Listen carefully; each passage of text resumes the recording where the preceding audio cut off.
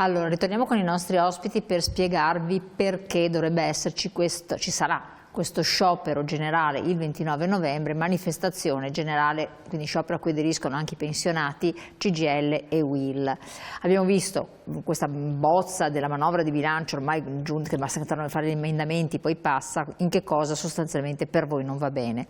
C'è un altro messaggio, volevo sapere dal sindacato CGIL quali proposte per aumentare i salari. Io vorrei che tutte le aziende che ricevono contributi statali di qualsiasi tipo devono dimostrare che hanno un piano di crescita salariale annuo e metterlo in pratica, altrimenti niente contributi. Proposta del telespettatore. Non è una proposta, è una proposta di valore, cioè condividiamo. Noi spesso riteniamo che l'intervento dello Stato con contributi debba essere legato alla qualità del lavoro di quell'azienda e alla prospettiva di quell'azienda, soprattutto per quanto riguarda il lavoro, altrimenti i contributi a pioggia vanno a tutti, compresi quelli che magari non rispettano i contratti nazionali di lavoro e che pagano alle persone meno del dovuto. Quindi questo è un ambito importante, ma ritornando alla questione dei salari bassi, allora, la questione è complessa e va dentro l'ambito grande anche della contrattazione con le parti datoriali, però io ritorno a un aspetto, ovvero delle regole necessarie per il nostro Paese rispetto alla rappresentanza,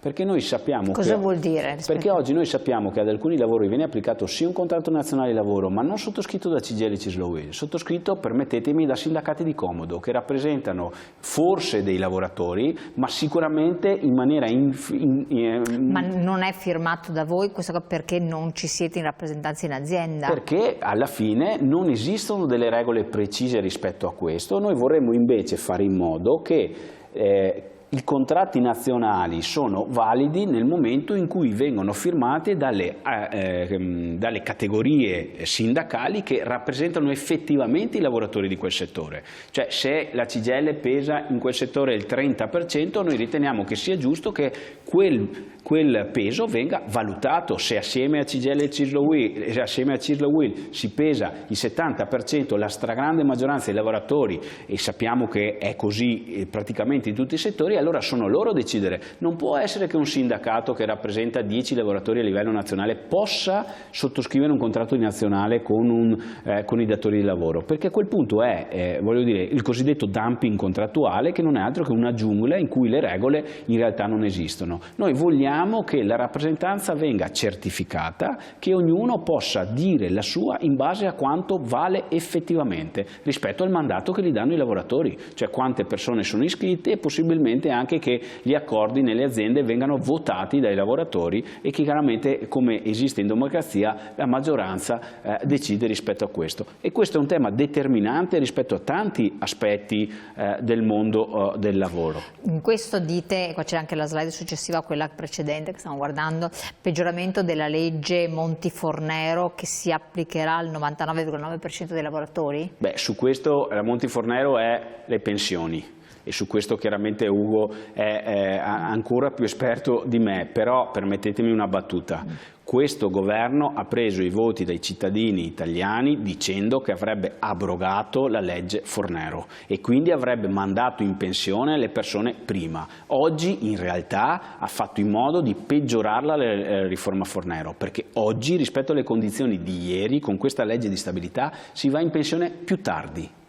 Quindi non solo hanno disatteso quello che hanno detto... Ma era previsto dalla legge Fornero, ce sarebbe stato uno scaglione? No, assolutamente, hanno modificato delle condizioni per fare andare le persone in pensione più tardi. Quindi non solo hanno disatteso quello che era una promessa elettorale, e purtroppo succede spesso in questo Paese, ma addirittura sono andati nella direzione opposta, che non era nemmeno preventivabile per certi versi. Quando si va in pensione a questo punto? Cosa vuol dire questo?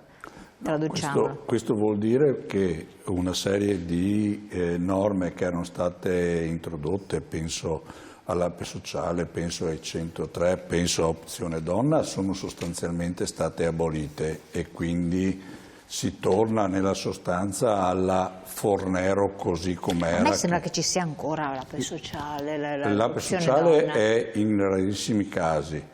Le altre due sono, la 103 c'è ma ormai riguarda, per cui dai conteggi che abbiamo fatto noi il 98,9% dei lavoratori a oggi gli si applica la Fornero così com'è.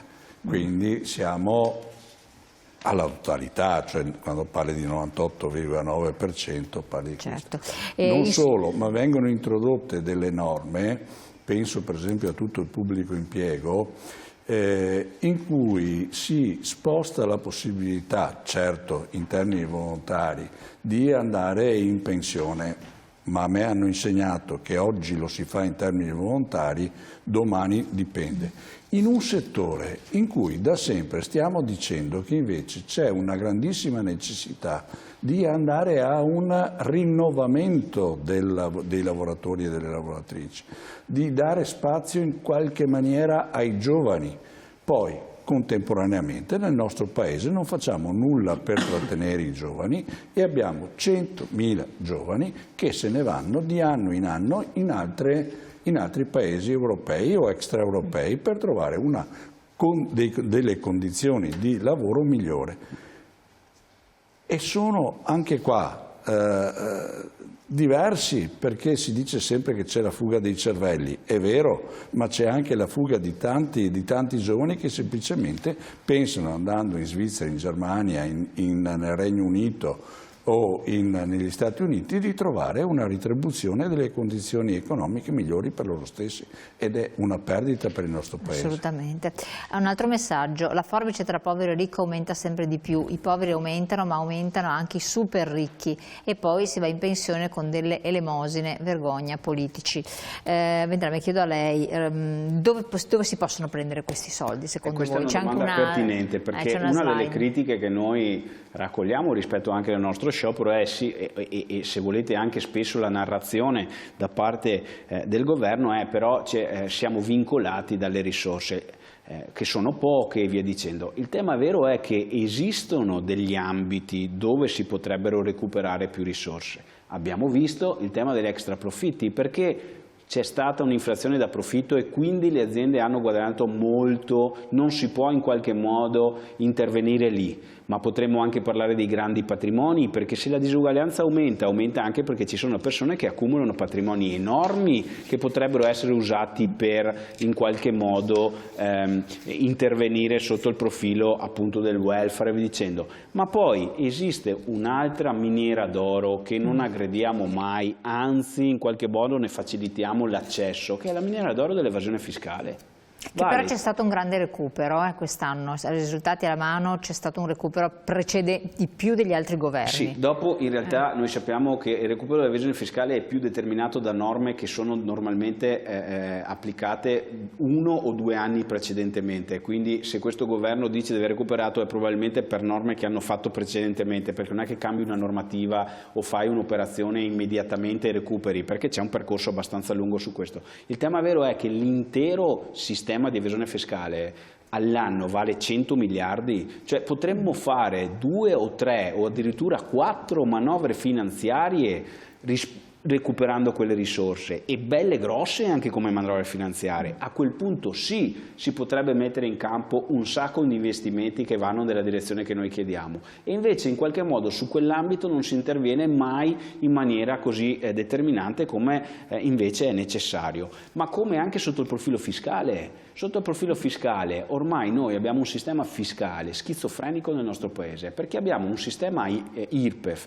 che basa tutto su pensionati e lavoratori, che tra l'altro regge la maggior parte del welfare, e sistemi paralleli che pagano molte meno tasse, che invece non hanno nessun tipo di progressività come è prevista dalla nostra Costituzione, e non permettono in qualche modo un circolo virtuoso di redistribuzione a favore del welfare e di chi ne ha bisogno. La nostra Costituzione dice che chi ha tanto paga tanto, chi ha poco paga poco, e noi vogliamo applicare questo, che ci pare un principio di equità e giustizia sociale. Assolutamente.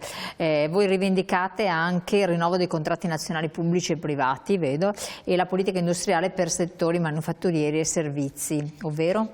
Questo è fondamentale, nel senso che noi, il nostro paese, se pensiamo che diventi una succursale di altri, e mi riferisco in particolare per il nostro Veneto della Germania, poi non ci si può lamentare se quando quel paese si ferma scatta la cassa integrazione nel nostro paese. Il tema vero è che noi dobbiamo avere l'ambizione di costruire un settore industriale all'avanguardia, puntando sulle nostre competenze che ci sono, sui nostri punti di forza, ma per questo serve un intervento dello Stato, serve che lo Stato abbia idea chiara di cosa serve sotto il profilo industriale, altrimenti le crisi industriali saranno una costante nei prossimi anni, ma lo possiamo già certificare. Purtroppo, tra l'altro, nel nostro Veneto in questo periodo viviamo un periodo molto difficile da questo punto di vista, senza che ci sia una prospettiva d'uscita. Noi abbiamo bisogno che si ritorni a investire in competenze, in sviluppo e innovazione, per far sì che i nostri settori industriali siano leader, che abbiano una leadership all'interno del contesto europeo, perché se siamo a rimorchio di altri, quando quegli altri si fermano, automaticamente ci fermiamo noi, ma addirittura peggio rispetto a chi si ferma. Siamo arrivati alla fine. Tutela della salute e sicurezza, diceva anche Ugargiollo, contrasto alla precarietà, e qui cambiare la legislazione sul lavoro, se non erro, e poi il ritiro del disegno di legge sicurezza, proprio una battuta che siamo in chiusura.